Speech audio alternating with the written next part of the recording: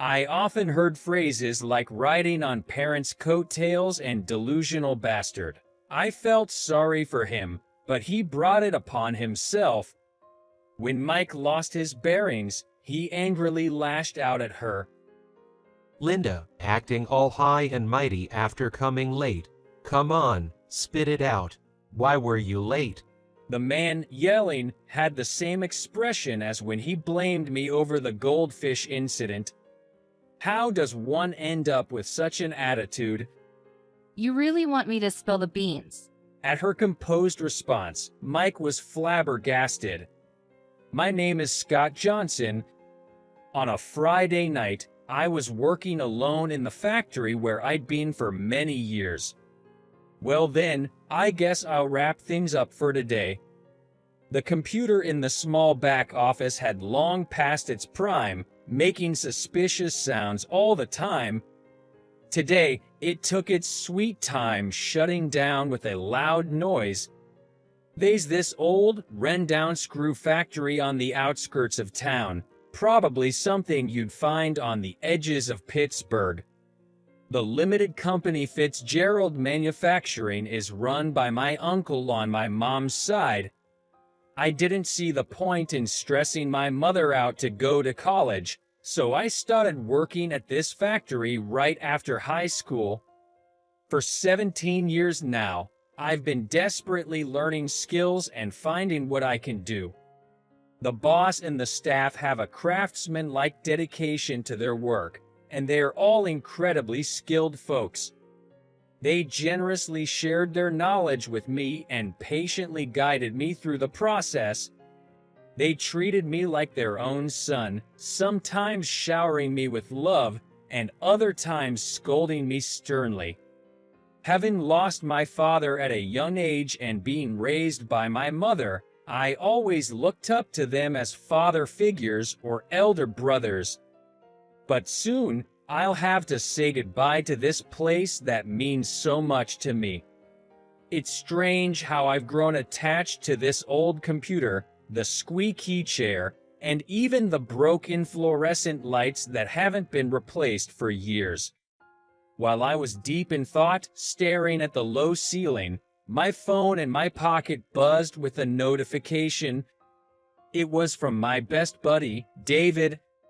His message, filled with his usual unnecessary emojis and weird writing style, said, "Looking forward to the reunion tomorrow.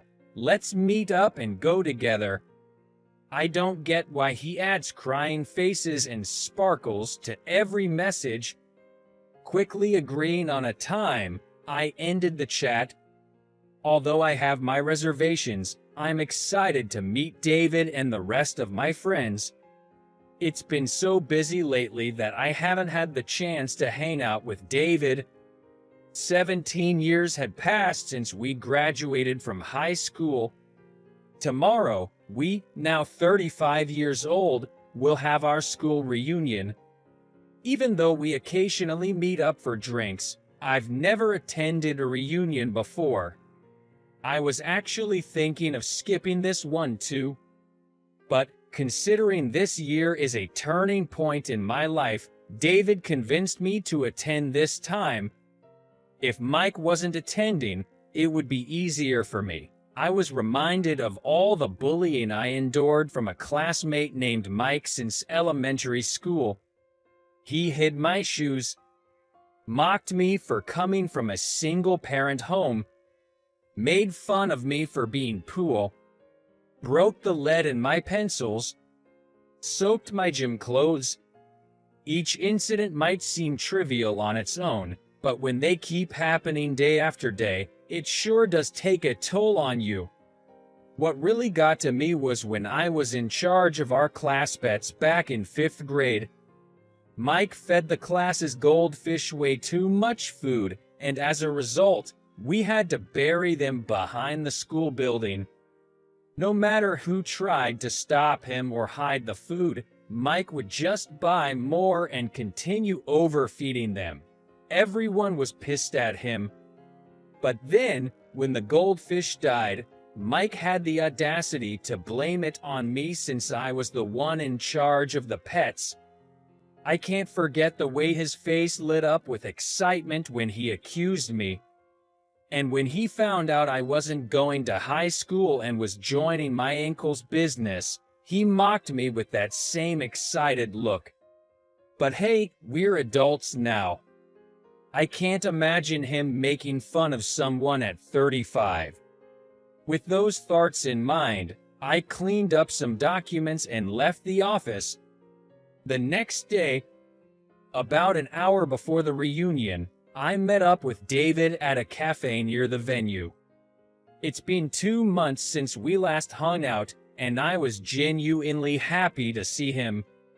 On our way to the venue, we bumped into other friends, and eventually, our group grew to about 10.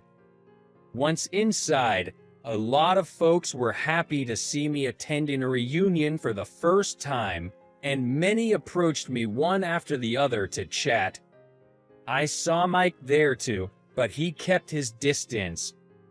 As we all caught up, the reunion formally began with a toast, followed by greetings from our former teachers, all 4 of them. Pictures from 17 years ago flashed across a big screen. One of the teachers, who used to have thinning hair, now sported an afro wig. He even dramatically removed it on stage. I almost spit out my beer laughing, but apparently, it was his classic move. The hall was alive with laughter and chatter, and we moved into free time. As the MC was returning the microphone to its stand, suddenly, Mike stepped up to the stage. He smirked and shouted, Look who's here today. The only guy here with just a high school diploma. The hall started buzzing. David and the rest of my buddies gathered around, glaring at Mike as if protecting me. I've always had friends who stood by my side, which is why I kept going to school. Even when all my textbooks got torn up, even when my lunch for the field trip got covered in mud, even when my uniform was splashed with paint. Scott Johnson, just a high school graduate, broke as a joke.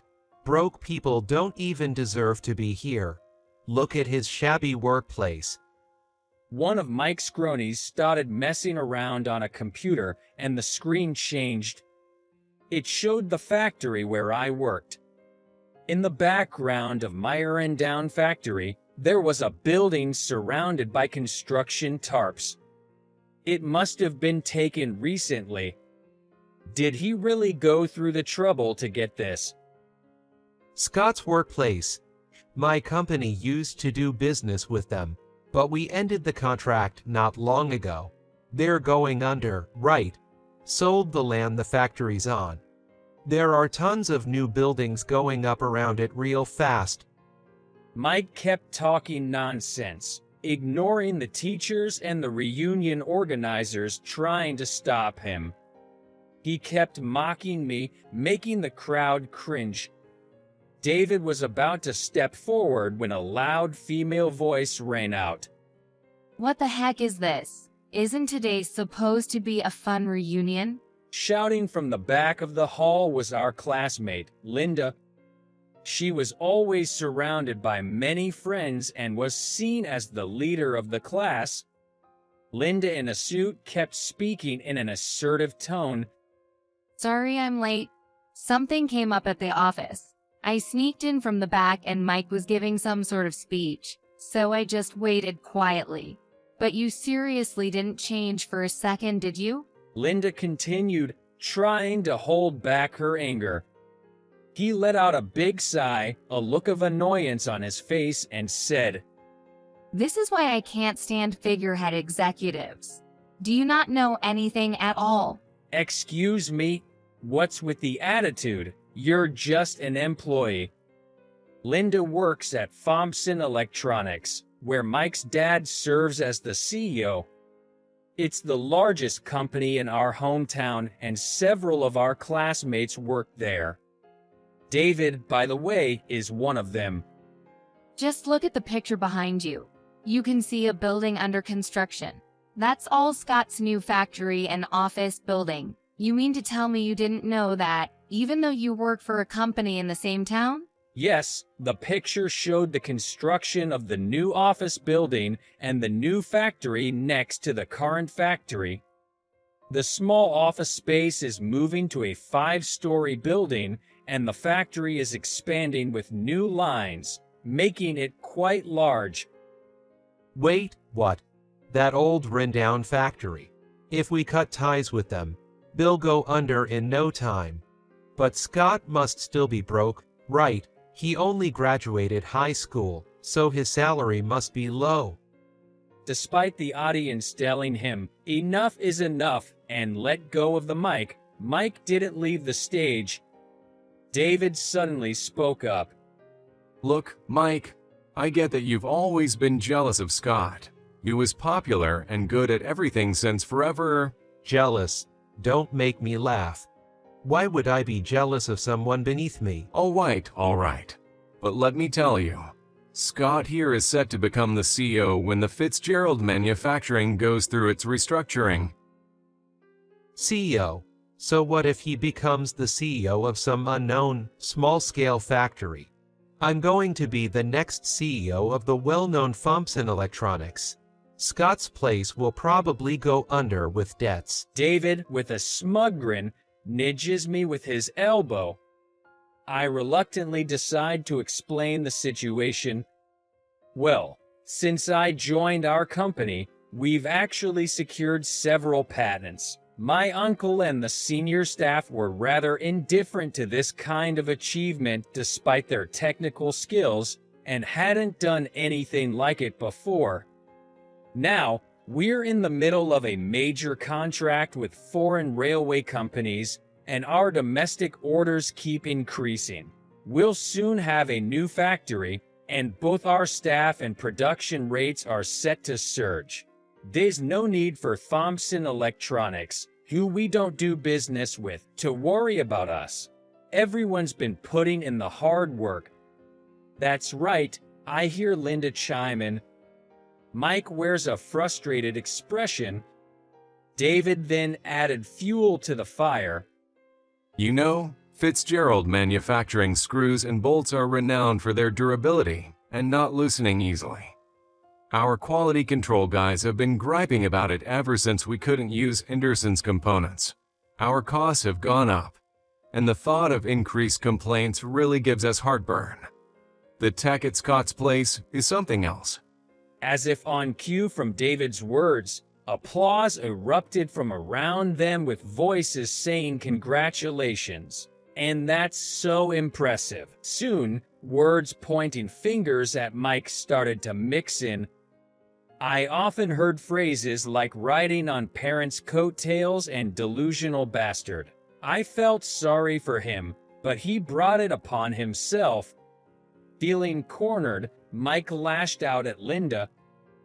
Linda, the nerve of you, coming in late and acting high and mighty. Can't even be on time. What are you? Incompetent with overtime? Or going around apologizing for mistakes?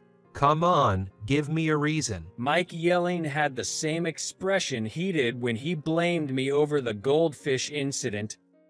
How did he end up with such an attitude? You really want me to spill the beans? Spit it out.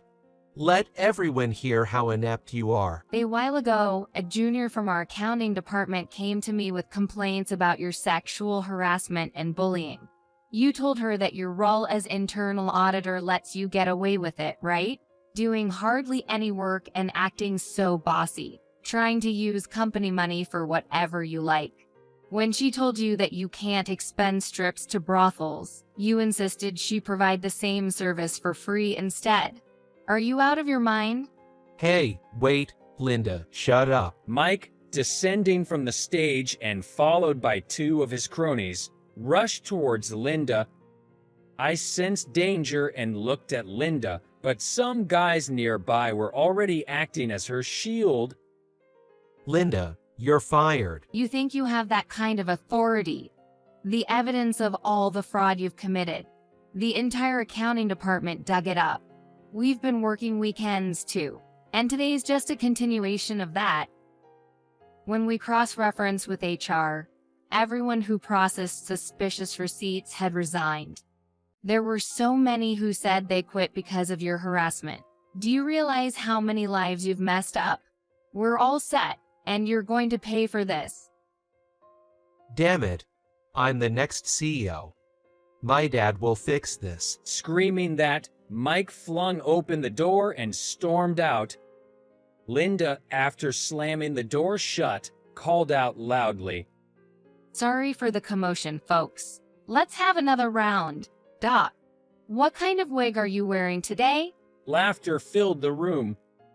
She's always been the life of the party, lighting up the room.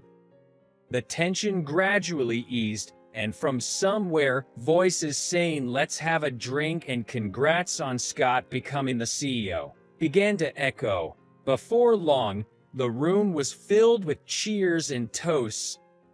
Linda took a glass and approached me. Sorry for making such a fuss, she said. No worries, you had my back, right? Thanks. You've always been head over heels for Scott, haven't you, Linda? Why don't you two tie the knot?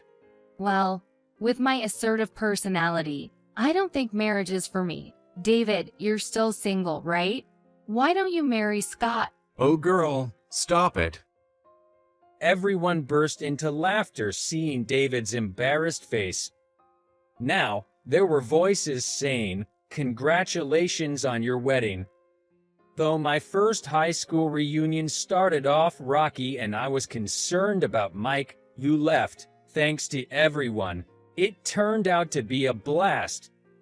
A few months later, Fitzgerald Manufacturing, now with a new building and expanded facility, is bustling with activity. Especially noticeable is my uncle, the former CEO. Even though he's now the chairman, he's working in the factory with more enthusiasm than anyone. The veteran employees continue to diligently handle intricate tasks, garnering admiration from the newcomers. Despite new machinery, there are tasks that only they can handle. It's not something just anyone can do. You can see people seeking guidance and striving just like I once did. Scott, it's about time for the web meeting. I got it. I'll be right back. Man, Scott, you sure do love being in the factory. Always stepping out of your seat. Truth be told, David had been slated to join us well before that reunion took place. Come on, Scott and David. The other party is already logged in. Linda pokes her head out from the door connecting to the second floor of the building. After the incident, Linda had been repulsed by the CEO, Mike's father, who tried to cover up evidence and was leaning towards resigning. But before doing so, she sought cooperation from a few decent executives and managers, including the vice president, and decisively executed the exposure of sexual harassment lawsuits and other scandals to the public. Soon after, both Mike and his father were promptly dismissed from their duties.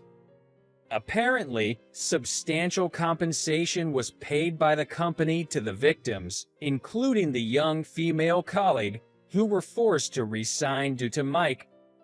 And for those who were threatened by Mike and helped in the wrongdoing, the company promised not to pursue any responsibilities. Thompson Electronics has since been taken away from the Mike family and is striving to transform into an ethical company. Recently, one of David's former colleagues reached out with a potential new business deal. Depending on the terms, they hope for a good partnership, given both are from the same local business community. Both of you, hurry up. Linda's clear voice echoes through the corridor. David and I shrug, share a laugh, and rush off. The season is soon transitioning into winter. The soft autumn sunlight reflects off the office windows, sparkling beautifully.